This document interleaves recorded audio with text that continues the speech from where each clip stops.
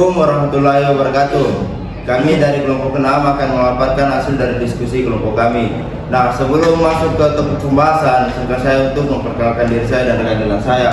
Nah, perkenalkan, nama saya Ahmad Yadi sebagai moderator dan rekan samping saya. Perkenalkan, nama saya Ahmad Hanafi. Saya Elmaris Putari. Saya segera tugas PJ. Saya Dan saya Muhammad Al-Farosa. Nah, adapun topik pembahasan kita pada kali ini yaitu peran institusi dalam pembangunan ekonomi. Institusi memiliki peran yang sangat penting dalam pembangunan ekonomi karena mereka menyediakan struktur dan aturan yang mengaruhi aktivitas ekonomi. Untuk lebih jelasnya akan dijelaskan oleh rekan di sebelah saya.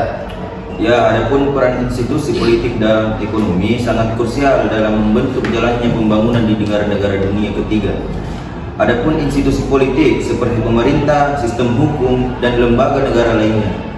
Dan ada 6 poin dalam beberapa alasan mengapa institusi-institusi ini sangat penting. Yang pertama, stabilitas dan keamanan politik, yang dimana institusi politik yang stabil dan berfungsi baik memberikan landasan bagi ketertiban sosial dan aturan hukum dan keamanan. Ketika stabilitas politik terjaga, pemerintah dapat berfokus pada kebijakan pembangunan. Yang kedua, penegakan hukum dan hak pemilik, yang dimana institusi yang menegakkan hukum dan hak pemilik mendorong inovasi dan investasi. Yang ketiga, alokasi sumber daya ekonomi yang efisien. Institusi ekonomi yang kuat seperti bank sentral yang independen, pasar, modal dan transparan, dan peraturan yang adil.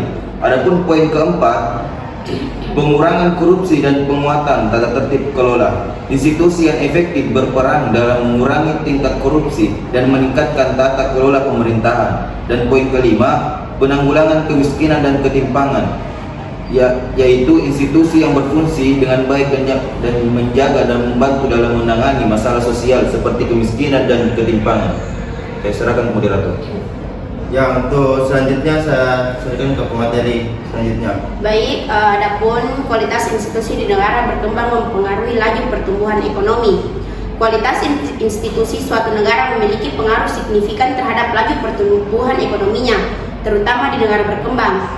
Yang pertama ada stabilitas politik dan hukum. Institusi yang baik, stabilitas politik dan sistem hukum yang efektif memberikan kepastian hukum bagi investor, melindungi hak properti, dan mengurangi risiko konflik. Hal ini mendorong investasi domestik dan asing menjadi pendorong pertumbuhan ekonomi.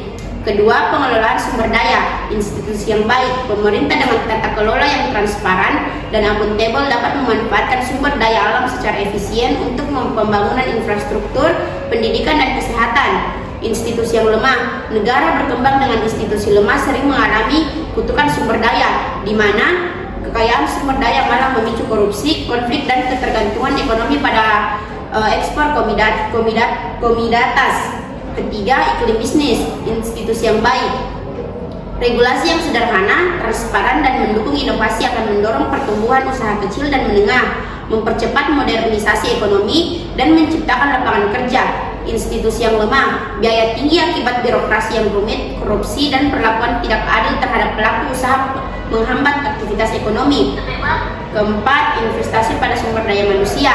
Institusi yang baik, pemerintah yang efektif akan mengalokasikan anggaran untuk pendidikan, kesehatan, dan pelatihan tenaga kerja yang meningkatkan produktivitas dan daya saing tenaga kerja. Institusi yang lemah, institusi yang korup atau tidak kompeten seringkali gagal memberikan layanan publik yang memadai, yang menyebabkan rendahnya kualitas sumber daya manusia. Baik, saya serahkan ke moderator. Ya, untuk selanjutnya saya persilahkan ke pemateri.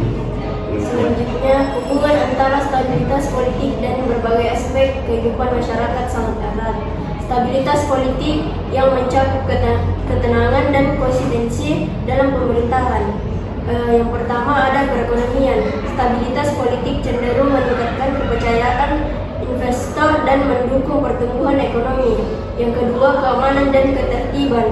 Stabilitas politik membantu menjaga ketertiban dan mengurangi potensi konflik sosial. Yang ketiga, kebijakan publik yang berkelanjutan.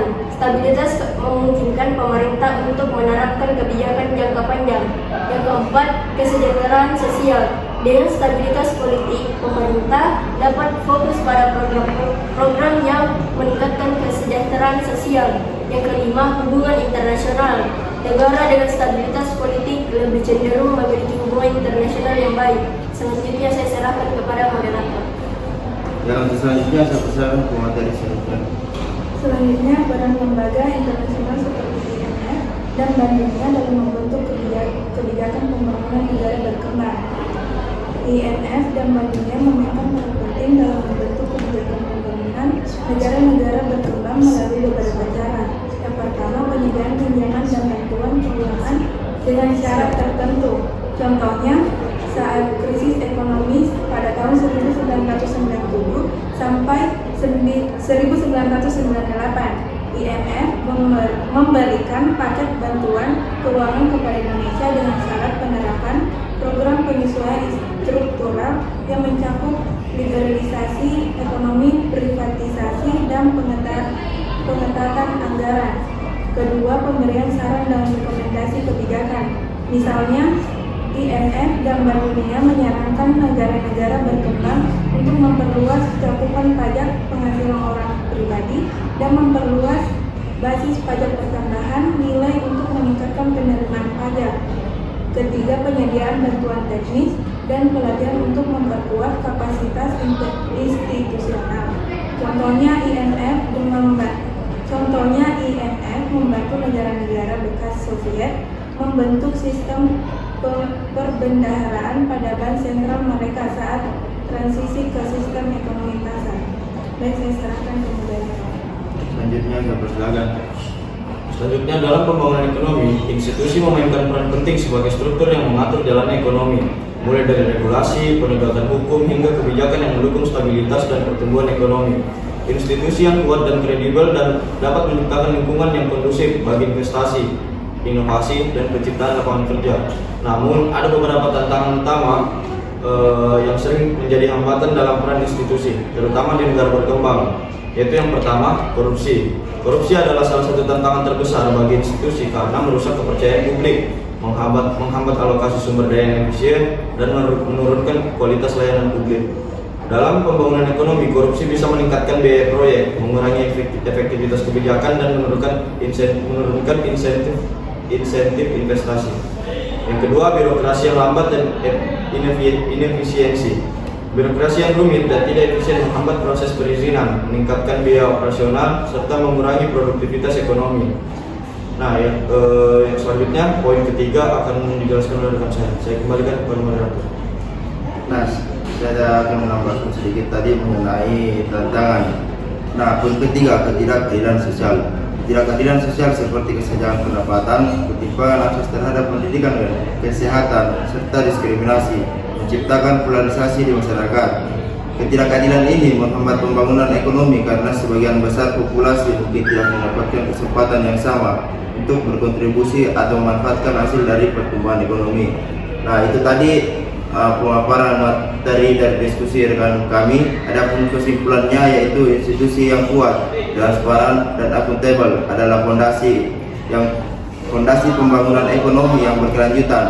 Mereka menciptakan lingkungan yang kondusif bagi pertumbuhan, memastikan distribusi manfaat ekonomi yang adil, dan membantu mengatasi tantangan global seperti perubahan iklim dan ketimpangan sosial. Nah, itulah tadi hasil diskusi dari kelompok kami. Kurang lebihnya mohon dimaafkan karena kami hanya manusia biasa yang tak luput dari kesalahan. Assalamualaikum warahmatullahi wabarakatuh.